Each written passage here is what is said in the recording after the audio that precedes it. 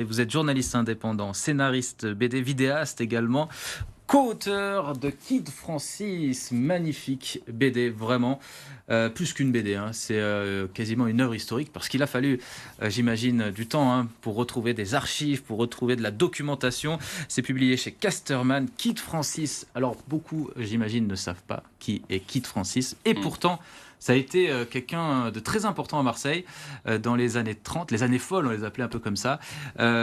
Pourquoi avoir décidé de vous lancer dans la rédaction de cette BD autour de cette personne-là, disparue il y a longtemps, pendant la Seconde Guerre mondiale? Tout à fait. Moi, je me suis intéressé à ce boxeur parce qu'il était oublié, justement. Moi, j'avais vraiment... je connaissais pas, comme tous les Marseillais, ce boxeur. Et je suis tombé dessus en 2018. Et je découvre non seulement que c'est un boxeur oublié qui a eu une vraie carrière, il est champion de France, il est champion d'Europe, il bat le champion du monde chez eux, aux États-Unis, au Madison Square Garden à New York. Et ça m'intéressait de comprendre comment un boxeur avec un tel palmarès avait pu disparaître. Et ce qui m'intéressait aussi, c'était son lien avec son oncle, François Spirito, qui était le parrain de la ville, finalement, Ouais, avec son parrain. compère Paul Carbone. Voilà, donc ça faisait pas mal d'éléments qui me semblaient intéressants. Et j'ai souhaité, avec Grégory Mardon, qui a prêté son magnifique dessin à cette histoire, on a voulu raconter le destin de ce boxeur oublié. Et oui, parce qu'en plus, alors c'est une grande BD, c'est un grand ouvrage, il y a des planches entières, parfois sans texte, comme on le voit Ouais. sur ces illustrations avec les dessins de Grégory Mardon. C'était une vraie rencontre entre vous deux, j'ai Ouais. lu. Comment ça s'est... Plutôt lui, en Ah, c'est fait, lui qui m'a susurré à l'oreille de faire une BD, en fait. Moi, Quand il a vu que vous étiez autant passionné par lui, l'histoire... Ouais, et puis lui aussi il s'est fait happer par cette histoire. Quand je lui ai raconté très vite fait de quoi il s'agissait, il m'a dit mais il y a quand même matière à faire une super BD, tu crois Oui. pas?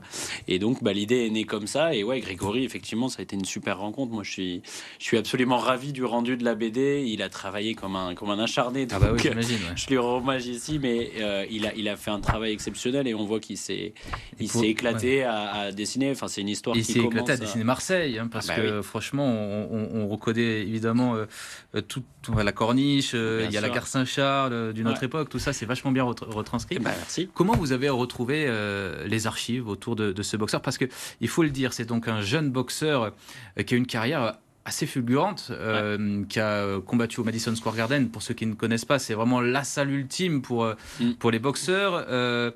Il a fréquenté les plus grands, Pagnol, il a fréquenté aux États-Unis, il a fréquenté Joséphine Baker, et qui y a eu d'autres, Charlie Chaplin aussi Maurice également. Chevalier, Donc que des grandes stars. Et c'est un enfant du Vieux-Port. ouais. C'est ça. un enfant du quartier Saint-Jean. Le quartier Saint-Jean, qui hélas a disparu après la destruction du quartier opérée par les troupes allemandes avec la collaboration des policiers de Vichy. C'est un enfant de ce quartier-là qui était réputé le quartier le plus malfamé de la ville.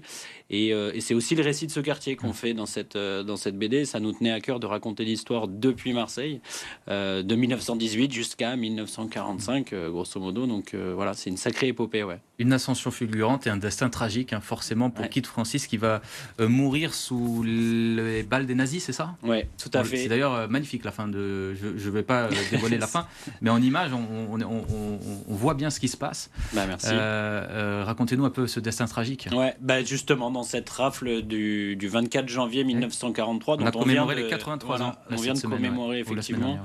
Et Kid Francis, il est raflé ce jour-là, comme 20 000 autres Marseillais, et il est envoyé derrière au camp de Sachsenhausen, où les nazis vont organiser des combats avec lui. Et effectivement, il va subir plusieurs combats terribles dans des conditions qu'on imagine affreuses. Et il a été ensuite déporté à Buchenwald en février 45.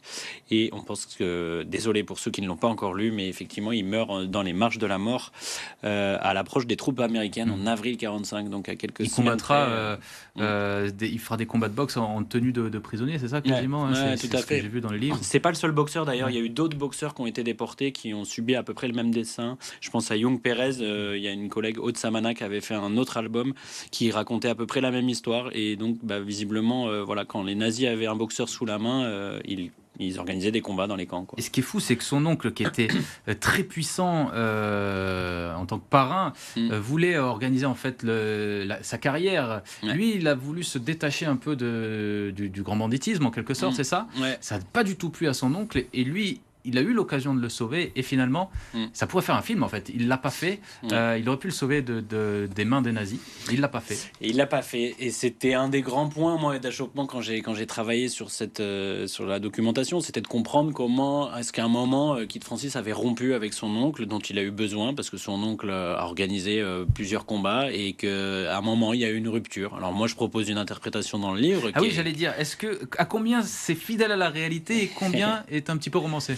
J'ai un pourcentage, ça c'est difficile à dire, mais en tout cas, moi je suis journaliste de formation, donc moi l'idée c'était quand même de faire un récit le plus factuel possible.